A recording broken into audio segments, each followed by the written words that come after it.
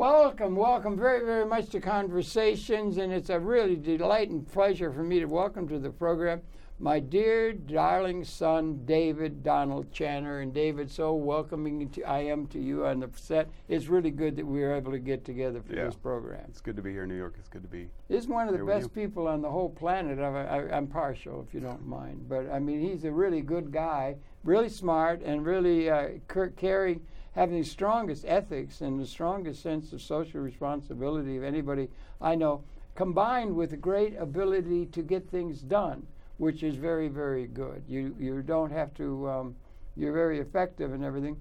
But all of that said, let's just start at the beginning. You're my son, and we let's see, you are now a social worker. Yeah. And you've been through, I remember when you were younger, we were up at New Paltz and so forth, and I was teaching there, and you were coming up, and you were always very, very interested in broad subjects, evolution and calculus and all these kind of things.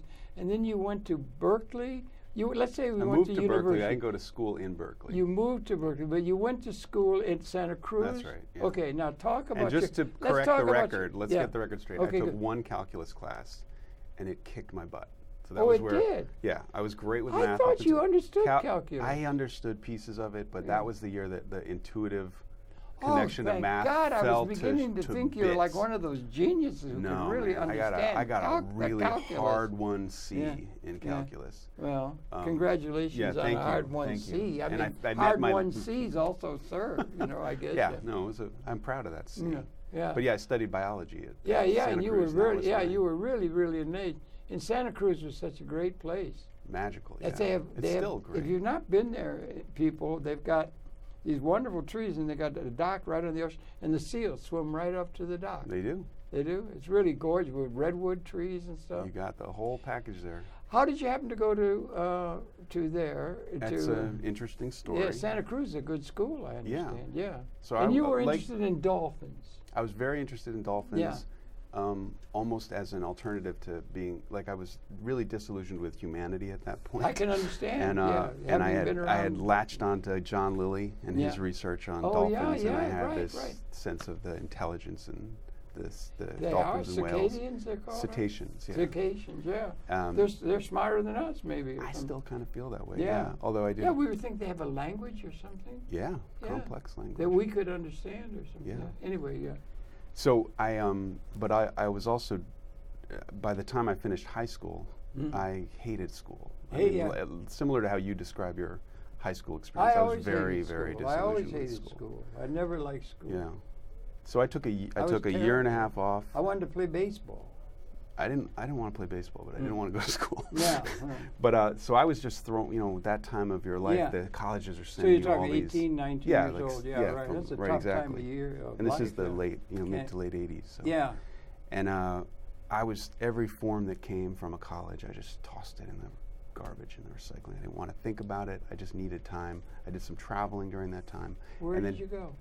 I went to Europe for about a half a year and 4 months. Were you just biked around, biking around, visited a friend of mine in France. Yeah, that can be very good. It was great. It was like a good, bookend on a piece of life. Right. And but then I had to go. I did want to go to college. So when it came time to start thinking about that, I spoke to Danny.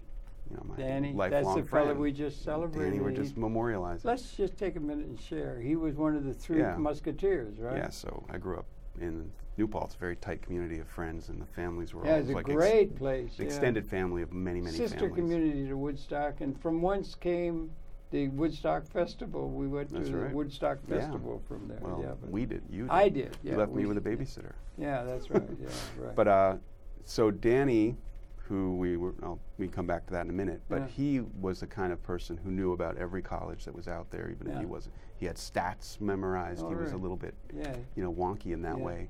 And he said, "What are you looking for?" Oh, brilliant! He was really funny. I remember funny. Yeah, funny. Yeah, I loved dark the guy. And you had three guys, and they were like mates, Yeah, we were brothers, pretty much.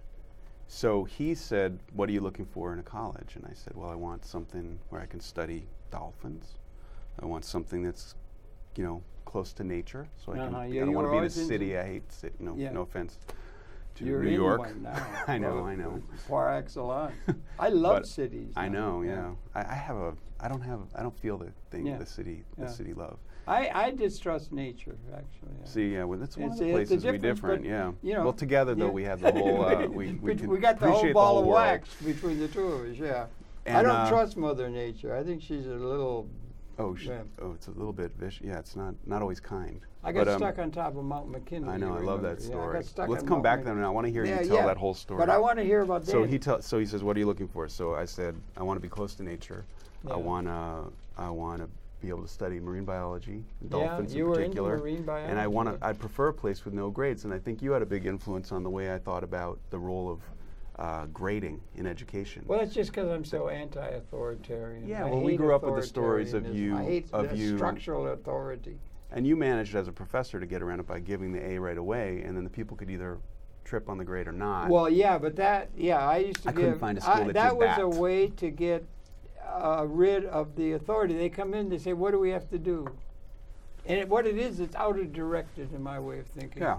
And the leader of the place here, Manhattan Neighborhood Network, George Stoney, you met George? I don't know if you ever did, but he was the one, more than anybody else, is responsible for this institution. Yeah. See, great guy, filmmaker and everything. Yeah. And he was a filmmaker and knew how to work like contracts and things like that make for success, business and everything.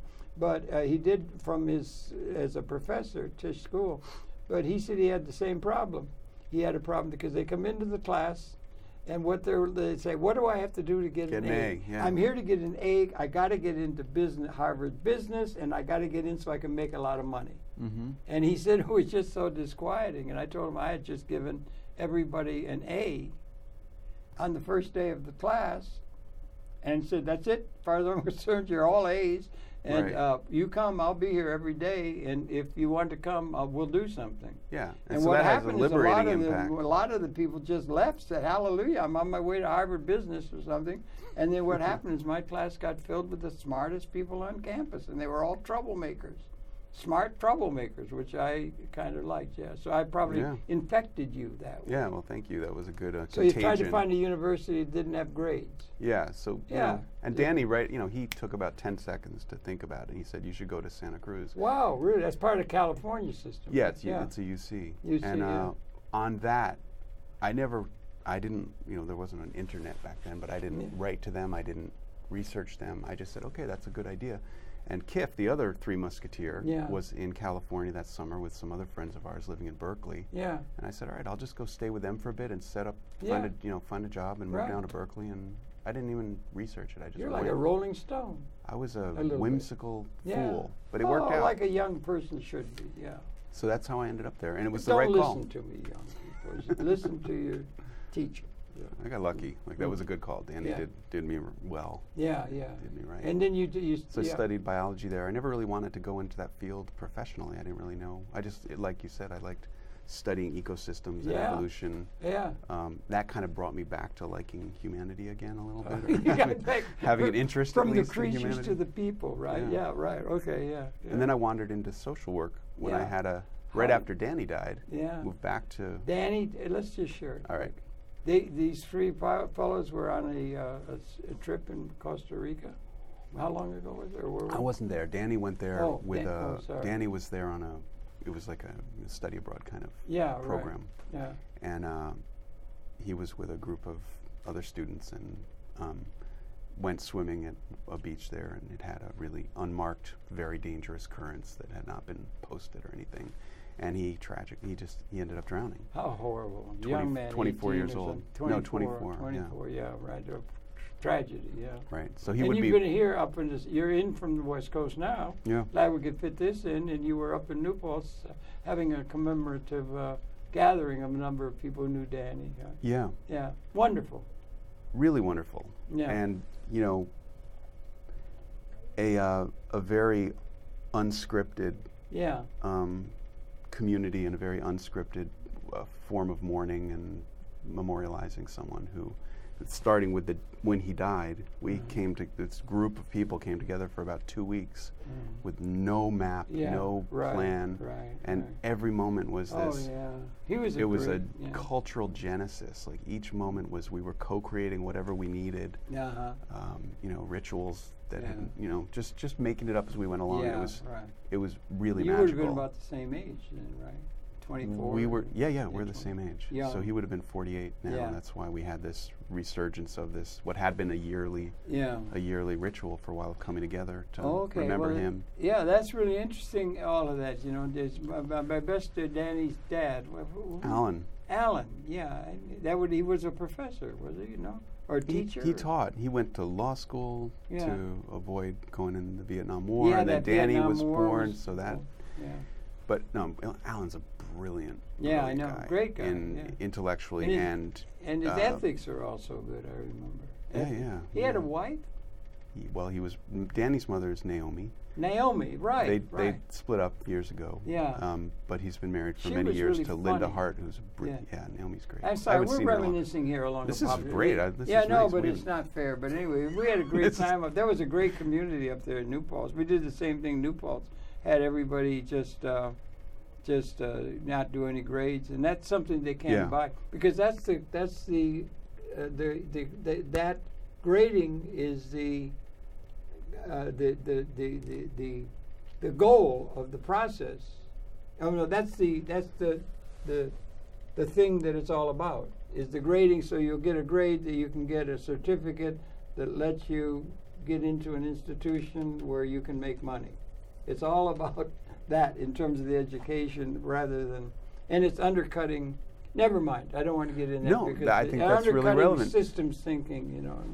But anyway. And if you have any system that is set up in a way that all it wants to do is recreate by rote or by indoctrination the same way over and over, with not enough liberation to create something new, then it's an unhealthy system. Well, it is and it isn't. It's different. It takes all kinds, I guess, and everything. But I've never like, I do a program. This is called Conversations, and most are called interviews or something. And an interview is like, it bespeaks structure. You know what you're going to do, and you're going to go in great detail, and like that. A conversation bespeaks spontaneity. I like spontaneity, and just be interested in everything, and relate everything to everything else, and not get all specialized out on any particular discipline. It can't be tolerated in the educational system writ large. But anyway, that's all talk. And so now you got. How did you get over into social work and everything? So that was through family or something. Yeah, the organization called Family Woodstock. Who was that guy we did a program with? It was a filmmaker. You mean when I was on this program? Yeah, 20 years ago. No, that would have been longer. I don't know how long ago that was. But I had hair. That's all I know. Yeah, right. But his name was Stridiron, I think. That's it. Yeah. Ray Stridiron. Yeah. Right. He was a good actor and everything. That's the arts. Yeah. And the things that really matter have no interest practically anymore. It's all just, how can I get some money? Right. It seems to be the only thing that's motivating society, which is unfortunate. But anyway, you got into it, and I'm talking too much. Don't let me talk. So how did you get into the work you're doing? Let's talk about it. It's really good work, I know. So it comes back to Danny again. Oh, Danny. So I came back after Danny died, started reconnecting with the East Coast and the New Paltz area. Yeah. And I needed to find some work, so I got a part-time job in a homeless shelter for teenagers. Okay. And within 3 hours of that first shift as a substitute counselor there, I said, I found something here, that I knew that this was a breadcrumb on a path that I needed to follow. And you could help people that were in, Yeah. It was like a service. It's like a what do you call it? Therapy or something, or not that, a relationship that's human. Yeah. And important. Yeah. To people that are in difficult situations, mentally or physically or whatever. Yeah, okay. So you're interested. And it's generally families that have been, for a variety of reasons, that their circumstances have led to the fracturing or dissolution of the connections that we all really need. Family. Like even you're talking about how money drives people Yeah. and grades drive people. I think what that is it's sort of a perverted version of needing to be connected and relevant within a context of humanity. Well, those are within the relatives of the really important thing. The humanity of it all is what's really, really important. Exactly. But in the short term, what really matters is money. I mean, Sure. is material the means of having material security or encouragement. Material security, that would be like a house. And you got to make sure that you have a place to live and to have food. Yeah. You know, and I still think that's an elementary system. We have to get some sort of a way of making that available to a whole lot of people that is not getting, are not getting the benefits of the overall technological developed system that we have materialistically. It's it's bad for everyone when people don't have enough to not worry about those basic things. It becomes a disease that we all suffer from. If people You'd think it would be good if if nobody had to worry about those things. Yeah, if everybody could not worry about those basic just things. Give everybody money. I think that it's but they got these things about you got to have a purpose in being. People want a purpose in being and so forth. But I think people are going to have to learn to live with the fact that they have the things they need as a given. And then what they could be interested in are the things that get so short shrift now, like the arts. And the things that really matter, or education, even in the fullest sense of the word, living a full life without having to be worried or about the material problems that is the major problem of social discord in the society. If everybody had enough, I mean, we have such a capability to provide for everybody that we've never had or something. So we need a big change. Anyway, I get off the track. Yeah, and where we often get, one of our places that we go in this dialogue is often like, I think that that's true, that the material aspect of like new ideas, new ways of making sure that we're all in the equation, that people are taken care of at a basic level is really important to me. I also think there are, and this is another thing that there's the capability there, but we're not actualizing it, is that we need new ways of, I think it's particularly at this time, we need to put more energy into thinking about how we think. The patterns of the way that humans are currently making sense of things is very, very, very skewed, rudimentary compared to what we're capable of. And the times demand much more careful habits of thought, of perception, of analysis, of individual and systemic critique, and a little skepticism mixed with optimism, know. And I think that we're not having that laid out in terms of the infrastructure of the way the media presents issues, the way our politicians operate, the way businesses do or don't function. So I think there's a bit of a dual thing where the systems have to be worked on, but also the habits and practices, that the way that we use our minds and our relationships have to be taken into account. Yeah, because you can give people money and they're still going to be caught in this kind of vestigial desire to have more money than the person next door to them. You think so? I was that just used saying, to be adaptive, and it's now not. Well, but now I don't know. It might be there's a time coming for something beyond those outer directed goals that have motivated human behavior. I don't know, or some way of doing it, but if you just have, I mean, like we got enough technologically augmented capability. Like I was saying in a program earlier with Tom that aired a couple days ago, Tom Kiley. We got a technological. We could provide housing for everybody on the planet with no problem. 4,000 square feet with waterfalls, and you could. They could. I don't know about that. We got this capability, but they have to keep it scarce. That we may be coming into a time of abundance as opposed to a large systems way understanding of the relationship of humanity within the whole order, which was basically scarce. There was never enough. In the cave, there was only enough eggs to feed one kid, you had to let the other one die. Or throughout the whole thing, there was never enough. So everybody had to fight in order to get basic sustenance and so forth. And that is zero-sum thinking. In order for one to win, there's not enough. Essentially, that's it. There is not enough.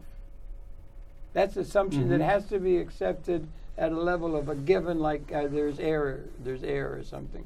But we're now coming to a time where there is, in terms of capability, enough. That's right.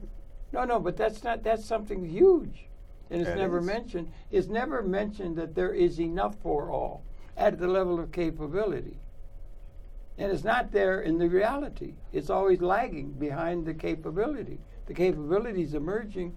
And I think you're going to have people who can think like artists or can think like free people rather than people who have to figure out how they can do all this outer-directed thing of how they can maybe have the right to have a piece of bread or something or a place to live. And I don't think those kind of goals, those things that motivate, and the greed and the things that come, that's an extension of it. But if I think they're going to just have a world where there's enough for everybody to have the life of a have human being, which we've never had. We're going through an evolutionary change, I think. I don't know. That's what I think. And that we don't. It's never mentioned and never brought up that there could ever be a condition of organization where there is enough. And people don't have to think about the elementary thing. They can be then. And now you got an internet. You can be in touch with the whole damn world. Right. You can be interested in so many different things and so many things you can do. But you're doing it as somebody that isn't doing it because they have to, but because they want to. There's a big difference between, let's just say, a woman. A woman is making love because she wants to, not because she has to. Or somebody's being nice because they have to for some exterior reason, or all these external ideas. Do you understand what I'm saying? Seem to be so much in the realm now because everybody's thinking there's not nearly enough. And for one to have something, somebody else has to be deprived. And do you understand? I don't know. I understand what you're saying. Yeah. Yeah, but you've heard this from me. But anyway, times. But talk about the social work thing. You've become one. You're helping people who are least advantaged among some people in California or something.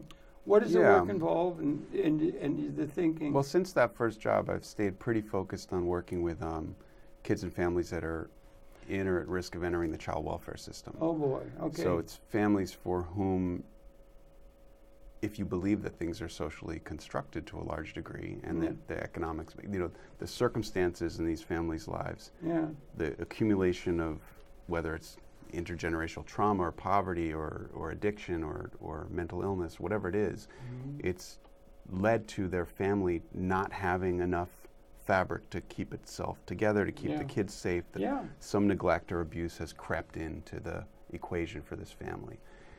And the child welfare system, historically, it's a very new institution. Jane Austen and things that are back. Jane Addams, I think you might be thinking of, Jane Austen comes.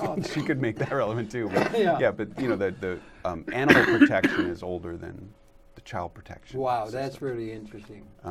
So it's still, in evolutionary terms, it's a very new institutional context, and it's one of those things that's trying to get wiser each year, and things are happening that are good. But in a sense, it's there's this tension between making sure that kids are safe and also trying to keep families intact. And there's been how you reconcile those two different mandates, in a sense, for the child welfare system is really tricky. And over the years, there have been periods where the kind of zeitgeist is to remove kids and get them good parents, just take them out, do the parentectomy. You take them out of the bad home with the bad parent, and you give them a new home, and then everything will be fine. Boy, you're dealing with some of the hurting people in the world, aren't you? Oh, yeah. And then there's been other times where the trend, seeing the problems that can come when you just rip a kid out of their kinship context and their family history. Even if there have been trends to reunify, Yeah. which is good, but if you don't do that smartly, kids end up going home because that feels nice and warm and fuzzy, and then they end up, sometimes having tragic outcomes there. So a lot of my work over the years, when I was doing direct work, and now I'm more in a management role, has been trying to figure out how you create a vision that sensibly balances those things and is focused on creating processes that balance them, so it's not a formula that one is right or one is wrong, and you're not trying to figure out if it's a good parent or a bad parent.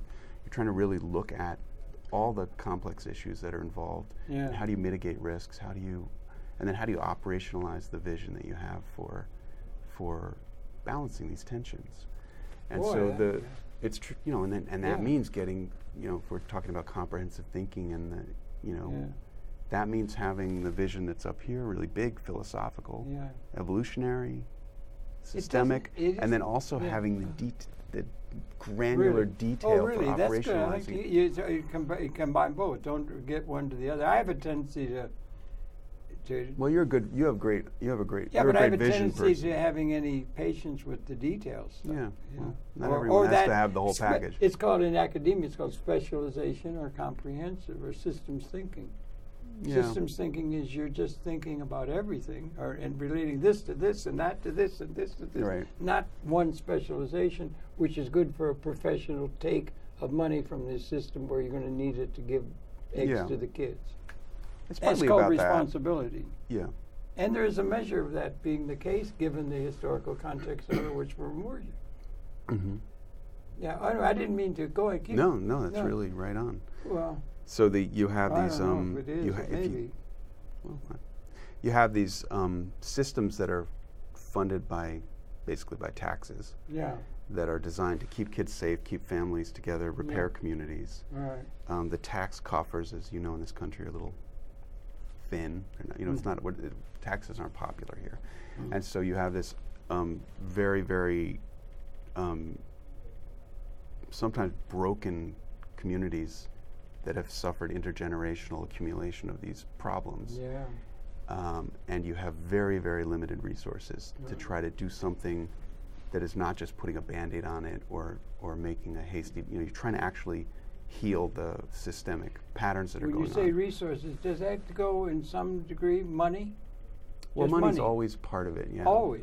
I mean, people, is it always or not? Are there people that money's an odd thing, have those things met that still have there's all kinds of other problems you can have, even though you've got running water and you've got safety and you've got heat and you've got all the basic necessities, talking on a world scale now. The thing that's from a child development and a family security. Well-being. Elemental security. Security is much bigger than money, and money is not the most important thing to a developing child. No, not to a child, no. No, but we're all, so if you think about what we're designed to do, we're designed to develop into a connected community of humanity. Yeah. Our family and our community, our tribe, our clan, whatever, that's how we're wired. Yeah. And if you can have what we would think of as abject poverty, but have those things be very, very strong. Yeah, I know. That's not going to lead to those families don't have the same degree of suffering as somebody who has slightly more means, but doesn't have the connections, the love, the empathy, and I guess it goes, right. Interdependency. Yeah. A healthy ecosystem, back to the where this all started, talking about the natural patterns. Yeah, those healthy are abstract ecosystems things are they're interconnected, diverse systems of interdependency. Yeah. And that's what we're supposed to be doing on a cultural level with one another. What did you say we? Humanity. People, humanity. The human right, species. Okay. Yeah. So yes, money is a placeholder for security, and money is also in this country a cult almost. It's also the thing that motivates most human behavior. Yeah. So you don't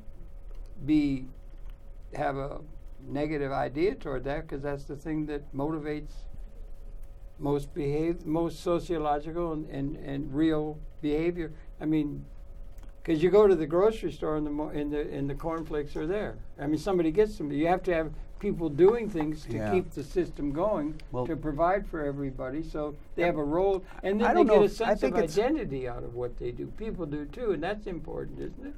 If you It enjoy is, what you're doing, it's one thing. If you don't, if you're doing it like a quarry slave, you Right. don't enjoy. But I'm in a bit of a bubble, and you're probably right about that being a predominant motivator. But in the not-for-profit world, yeah, anybody who goes into my field for the money is kind of an idiot. I mean, there isn't money there.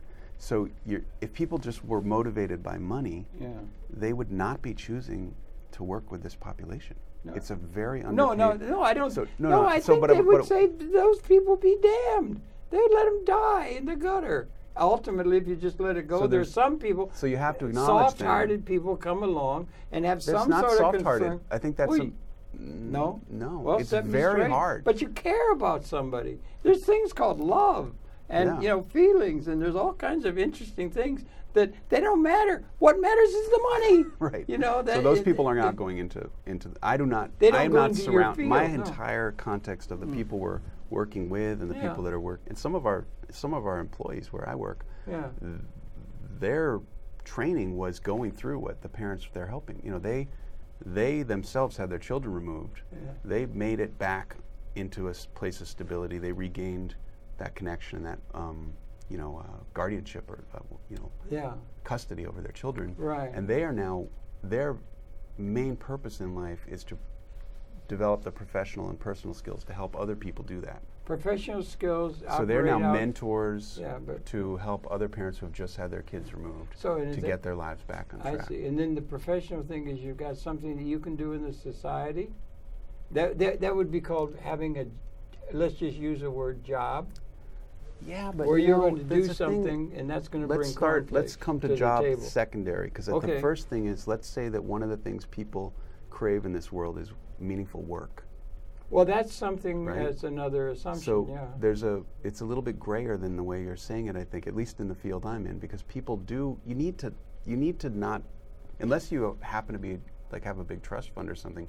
You can't ignore money. You have to know that that's part of the world that you live in. But most of the people that are doing this, the work that I do in the field that I'm in, they see this as part of their contribution to the human condition. They see this as something that they have a generative purpose, and it's their work. And they have to try to align that with a job. And part of my job is to make jobs for people that are aligned with what we're trying to do as an agency. Good for you, so that they can come in and take that generative purpose that they feel in their hearts and that they want to devote their lives to, and try to make it something that also is a livable, it's kind of like right livelihood, as the Buddhists would say, that you can get a livable wage. And where I live in the San Francisco Bay Area, that's really hard to do. The wages that we can pay, they're frankly not livable. Really? For a lot of the staff. That's the same in New York, I think. Yeah. And the rents go up and everything, so high, and everything. But but doing those two things, But so they do have a job, but their job, it's if you think of it as like a Venn diagram, they found a job that is aligned as much as possible with what is actually motivating them, which is to have a place to practice their passion and to make a difference. And you practice it, they actually enjoy helping people or being engaged with the things that really matter, like love and the other kinds of things, and purpose and the important values. Other than it's not fun what we do. There's the term secondary traumatic stress. No. So you actually have a physical and emotional negative impact from doing the work we're doing, because you are steeping yourself in some of the... You're talking about yourself now, or are you talking about a person in general? The field, people working in this field. Oh, in that field. So if you're going, we absorb the context. Our reality is framed within our minds by what we're doing each day, what we're surrounded by. So these are people who choose to steep themselves in some of the toughest stories, experiences, and narratives that are happening in our area. And that becomes their reference point for how humanity is doing. And you end up your heart ends up actually living the experience of intense trauma, even though it's not directly happening to you, because it's happening to people that are part of your emotional and daily and you're trying to reduce life. that. You're trying to reduce that in their life's experience. Exactly. Yeah. So when you say, do they enjoy it? They enjoy it's fulfilling for people, but it is not fun most days. It is very, very hard work. And then there are also the things that are purely enjoyable when you see. What is enjoyable? Well, when you see people's lives transform, and you see a kid turn a corner from something that was from misery to happiness. That incorporates all of the most noble human ways of being, empathy and all the other things important. Now, this kind of thing you're doing, is it? How does it work? We have a private and public sector and everything. Yeah. Are there ventures or initiatives such as you're involved with? You got an organization in the private sector, or how is it? And you talk about resources. Sector. That's a word for like money coming from the state or from some foundation or something. Can it fit into a private sector money-making context that motivates business as usual opportunities that the society presents? Can you be making a profit out of it? So that you understand? I do, yeah. The business model says that you make an investment, it's going to pay for itself out of its earnings. If it doesn't if it doesn't give benefit, in this case, benefit in important human values and so forth, in an effective way, then it goes out of business, you see. Now, do you understand all of that? Is it private sector, public? Is this all public sector? It's private. Well, what we're doing, we're a private sector. You are. No, but I'm talking about the realm of human activity that you're involved with. There are other people, other institutions around the world. Sure. But that motivational thing among people, including the upcoming new generations and so forth, is it mostly in public sector that you find the concern for that? Whereas in a lot of the private sector, they don't give a hang about the least advantage. Let them die. Well, most of the agencies doing the kind of work I'm doing are private sector, but it's almost all in partnership with public sector. So we work directly with counties. They have different funding streams that are. Well, then now you're talking funding. You're talking money. So you talk resources and funding, and you're talking money. Sure. Yeah. In order to money is a pathway for the power to do something. You need to be able to organize the money to create the living wage for someone to come and What about if they instead of it being a wage they just get money? You get a way for them to have the money. They have to. Yeah, but you do want this work ethic thing. You want it to be worthwhile. You want a person to come back from the factory and feel worthwhile. They helped to build the national defense or something. An outer-directed motivational thing that rewards effort. They want to be a sense of identity.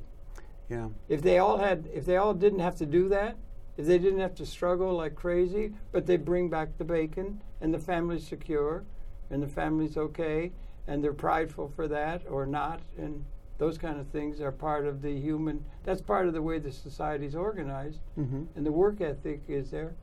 Well, I'm going to get back to what you were asking before. I know, it's all very, very hard to get. Well, if you think about your question before about this, what is the return on investment kind of question? Well, that's a business thing. And if you were to take a business model to this, you would have to widen the circle of what you think of as, right now, the actual families that we're talking about in that, if we were going to organize the question and the dialogue that way, they're seen almost as externalities. Like the return on investment is very clear, and people are starting to, get it together to create a actual because they know that ultimately people who care a lot about money are involved in making decisions about this kind of thing.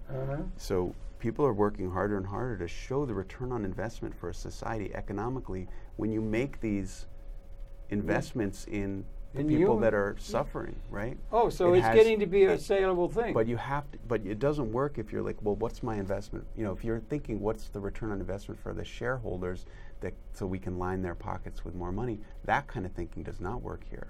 But it's kind of like infrastructure with our, you can make a money-based argument for why it's a good thing to invest in roads and bridges and internet and all that stuff. Yeah, so you can do the same for what you're doing.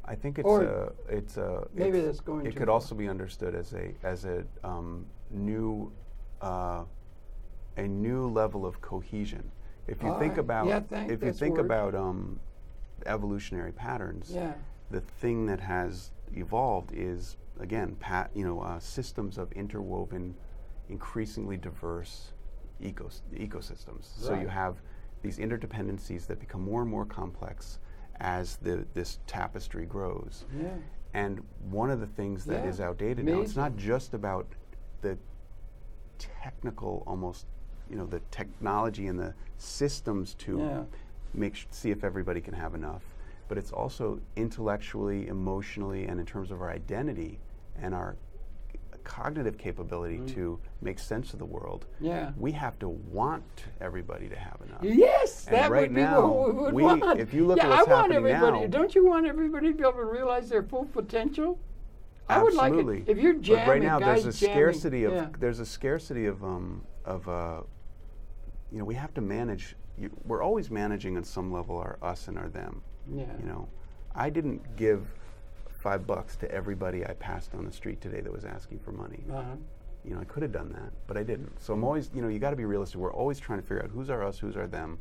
So it's not that it's bad to make decisions where you leave other people out, but generally, from an evolutionary standpoint, we need to recognize that the whole planet is one. Yeah, and I would like it to be race. Some people who can pay some attention to the people who are out. Yes. Somebody should be down and outers. But look at what's happening there should around. be more attention paid to them around the world.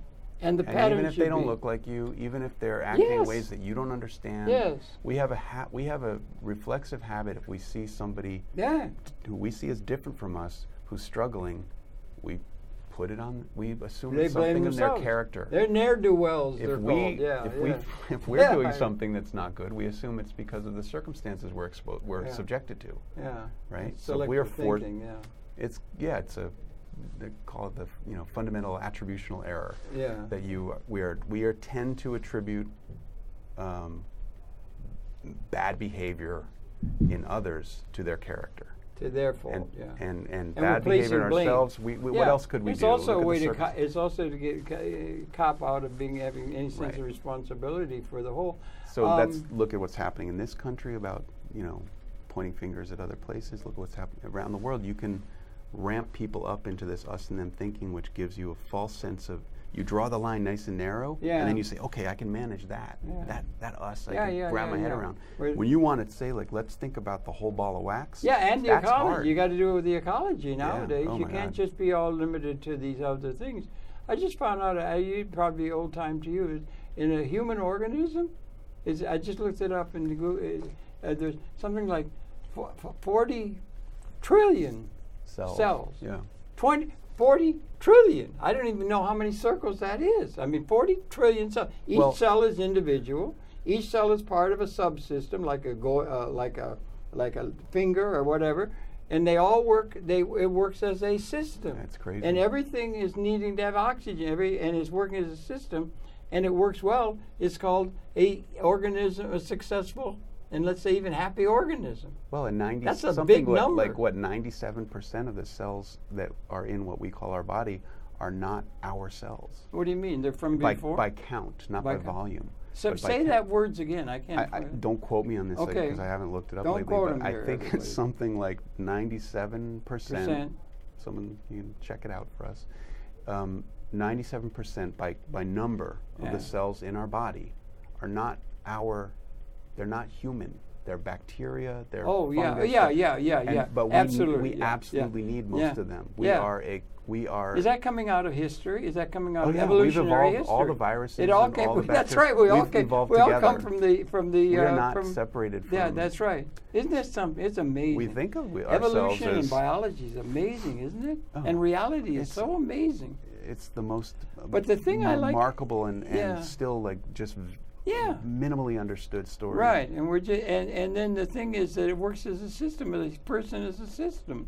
Right. And if you suppose you start extending that out into others. Let's say I know a lot of guys who like to do jazz. Yeah, that's a great metaphor. We went to this thing the other night. You're telling me about that. I got a chance. Really great. What's in it? Gilad was in town. Yeah. He plays the horn, the sax, like Charlie Parker. really good. And these guys got together at a club downtown, and they were just spontaneously jamming. Right. And everybody is playing, and they're all feeling it, right? And you want everybody to do the best they can, not be messed up. Right. So you want that, and what you want to have is that for everybody. Right. Everybody could be doing, you want people to be doing the best they can. You want that to be a favorite thing for the whole ball of wax or the whole organization or whatever. And so we'd want it for the whole of the humanity. And do you see? And we may be coming to a time of being able to realize that on a planetary scale in evolutionary terms. What is it, the universe? 3.8 trillion years or something like that? Yeah. Or whatever it is, you know? So we're coming, and then there's evolution up a path. And we may be coming to a qualitative break in evolutionary terms, or is that reaching too far? Well, I see it. Or do you have a vision of that? And then that means I'll tell you my and we got metaphor capability. We got a capability that our institutions won't allow us to realize because it's ahead. But it's just our like institutions, though. It's latent also heat. You understand that? Yeah, that's a great metaphor. I gave it. But it's not just our institutions. It's also because another thing that has evolved along with all this stuff is our behavioral patterns. You know, so some of those are manifest in institutions. Others are just in the way we look at the world, the way we make sense of the world. Yeah. And I think the way I see it, and you know, all these are just heuristics. They're not the real story. They're just something to hold on to. Yeah. But the way that I see it is that, jazz is the norm. Like nature is basically just jazz. All right. Humanity, and you know, maybe the dolphins got ahead of us. But let's leave them out of this for a minute. Humanities are you know, uniquely. We have this new layer of the expression of nature that is evolving, which is our minds. Yeah. So we went from having, you know, when the tensions between animals wanting to survive and procreate and eat and all that stuff and not be killed, when those things are all evolving, it's mostly on this layer of biochemistry and reptilian instinct. core? The reptilian brain core, is, you know, they're not like they're not reflecting on what to do today. It's all built. They're not building a cultural understanding maybe we have of the to world. build out to a whole new way of being in universe. Exactly. No, that's what and it is happening now. It is. I mean, but what's not happened, we haven't gotten back to it's not there in the reality. It's latent heat, right? You hear a temperature, it says 76 degrees, and it reads, every thermometer says 76 degrees, and there is in that 76 degree, it doesn't register heat. Right. But when it rains, or when you have a cyclone, it's released. It's capability, not the reality. I understand. We get all caught up in the reality. It's the and we should be paying attention to that larger reality, which is we might have a capability of providing for everybody, so that everybody can maximize. And you want everybody to maximize their own participation. And when you experience jazz, you experience a jam session. The thing that makes it amazing is that there's a coherence of. You know, they're not just blowing any note. No, there's they're a all linked coherence up. You can do. They have guys blowing. Sometimes freedom. They go off the thing. They fall off the stage. Find your way back. When they get together, it's magnificent. So and you're going into a synergistic, resonating new capability. Right. It's called creative. So on those biochemical instinctive levels that most of the living kingdoms have been experiencing for most of evolutionary history, we're now, most of what's evolving for us is on the level of culture. And by that I mean the things that we're co-creating every day, the things that we perceive. That's part of it, sure. And so those things, we have not learned to play jazz together very well. So we're actually trying to return to the consonance and freedom and structure that is the natural way, in a sense, with this new layer, this new messy layer of cognitive understanding, along with all the things that we operationalize based on our cognitive understanding. So we're idiotically pulling stuff out of the earth and blowing it into the atmosphere that has been in balance for many millennia. Right. And we have not caught up to the fact yet that that choice is throwing things out of balance. The way we treat each other and see these differences, we have not caught up to the fact that that just really is not adaptive. Nature is about finding the most adaptive, complex, interdependent system. When you get that, when we get back to jazz, it will be I think, a return to what is our normal state, but with this new amazing layer of human consciousness. It'd be like a steady state view of the universe or something. Well, it's not steady state because it's got to be you got to have variation. That's why jazz is a better metaphor than say I was thinking of jazz as being people who are in touch with one another at a level that's really important. That involves a lot of the things that are love, and everything is involved in that. But you have a thing like I don't know, but I just think it's coming to a time of qualitative. It's so good the work you're doing and everything. You too. And I'm just. And I agree with you on that. I think I don't know whether it's a hopeful time. It's hard to say we're at a time of such qualitative change because it's been so slow, and it's so wrenching, and so to think that we may be coming to a fulfilled way of being in the universe that we're just closing quotes on this 200,000 year sojourn in evolutionary terms. And then if you have a liberated humanity, everybody's a big gigantic jam session. Everything is going right, and it's connected. It's idealistic sounding, but it might not be. We got a capability now. The technological extension of our consciousness. Now the weapons have become species lethal. Yeah. We have in our own hands the ability to destroy our whole species. Never had that until yesterday. Right. Okay, and on the other hand, we got a capability of taking care of everybody, get rid of the ancient scourge, let everybody maximize their own given potential. Let's all be in a big jam session, and then there would be a resonancy, and that's all that exists in the universe is resonancy of interaccommodative systems. Yeah. It's a resonancy, something synergetic, more than the sum of the parts of a maximally engaged system, will interaccommodate us to the universe at a level transcendent to what we've been throughout the experience, whether there is a universal mind or something that people have been conveying thoughts, we will be in touch with that other, we've made it, and we'll be in that other sense of reality evolutionarily transformed in universe. The evolutionary process, perhaps, I don't know. But we're at a time where we can annihilate or we can liberate. Now, materially, first, liberate the human society within an ecological. We have the capability to do that. We only had it since about the time you were born, in the more recent eye blink. Yeah. But it's that kind of time we've been born into. Incredible. Yeah. Well, we didn't figure it out by the end of the program, but no, we didn't. Let's keep working on it. We've done this before, but it was so good to see. Okay. I'm so proud of my son, David Donald Channer. As you can see, he's doing great work. It's so good. I'm glad you're here. We're going to do some talk tonight and everything. And give my best to everybody out on the West Coast and everything. So, and thanks, Joanne, for helping put this together. And we thank you for viewing. We're coming back again tomorrow, so do tune in then. And until then, David, let's go have a beer or something and talk things out a little bit more, okay? Your pleasure. Thanks a lot for viewing. We'll be coming back again tomorrow. Thank you. Okay, we're out. I'm sorry I got carried away.